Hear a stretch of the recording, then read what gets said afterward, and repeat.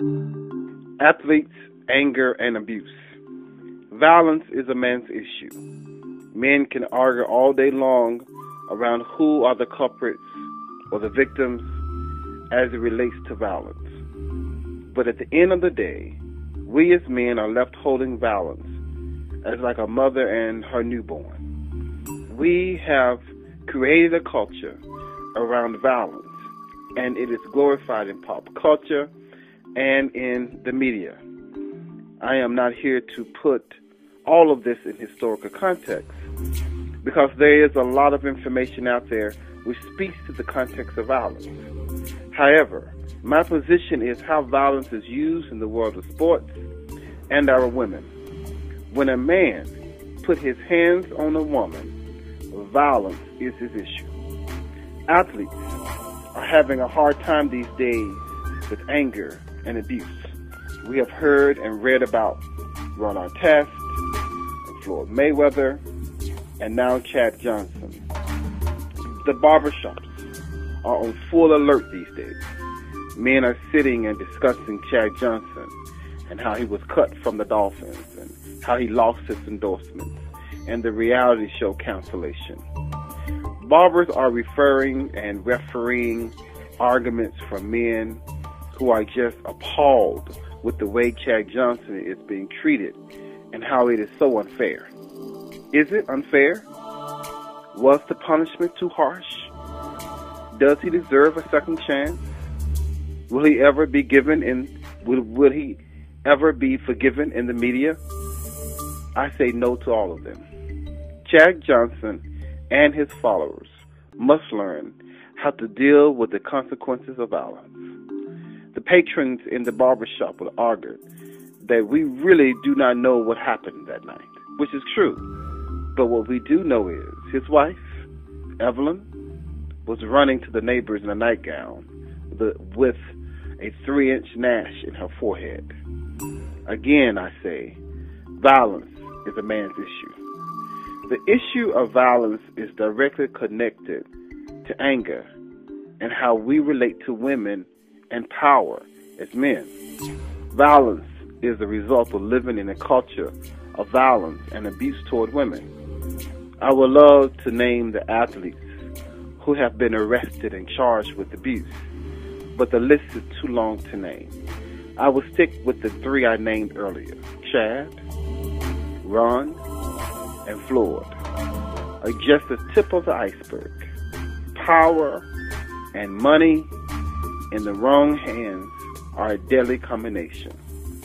3 of these men had not been given the skills to deal with anger and how to control their tempers and to not hit a woman. You see, anger is a healthy emotion. It is on the same side of passion. It is a fire component. The same issues which drives passion, or the same energies which drive passion, also drives anger. Anger is fueled by many components, and I will list a few. One is, pain is often expressed through anger. Number 2, position in the family relationship is being challenged. 3, the need to be right and to win. 4, the need to be heard and to feel like that you matter. These men, in those moments of anger and rage, felt one or all 3 emotions in that time period.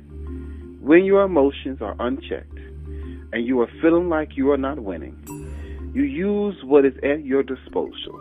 You will use your body, raise your voice, or throw objects. Again, violence is a man's issue.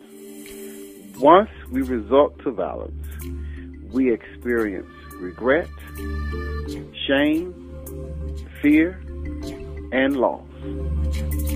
Let's take a look at all of these men and see what their actions resulted in. Ron, Chad, and Floyd all experienced shame, regret, fear, and loss.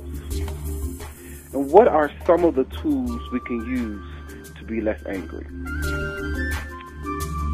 Stop with being frustrated and wanting to punish the person.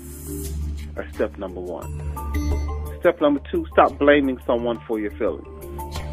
It was them. If they hadn't done it, I wouldn't be like this. And they said this, and they challenged me, and they made me feel. Stop it.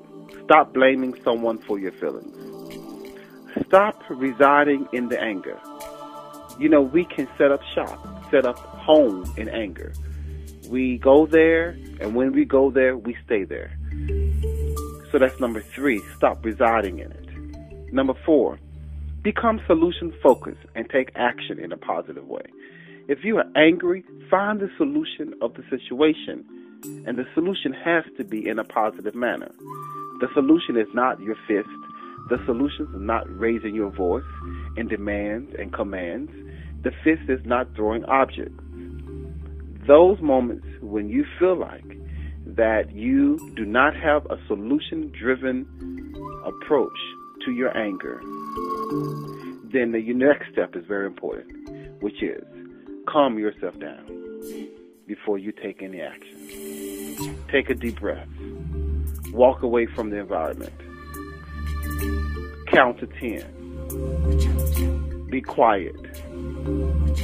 See the situation for what it is. It's just a moment, and it's going to pass. So let's go back over that again. You want to be less angry? Number 1, stop with being frustrated and wanting to punish the person. Stop blaming someone for your feelings. Stop residing in the anger. Become solution-focused and take action. Calm yourself down before taking any action. Anger can be managed, and it can lead to a more positive outcome for all involved. As the stories of athletes, anger, and abuse continues, I hope these few tips will help further conversations in a meaningful way. This is David Smith, your life coach with I Speak Life Coaching. I can be found at ispeaklifecoaching.com, on Facebook at I Speak Life Coaching, and also on YouTube with I Speak Life Coaching. Have a great day.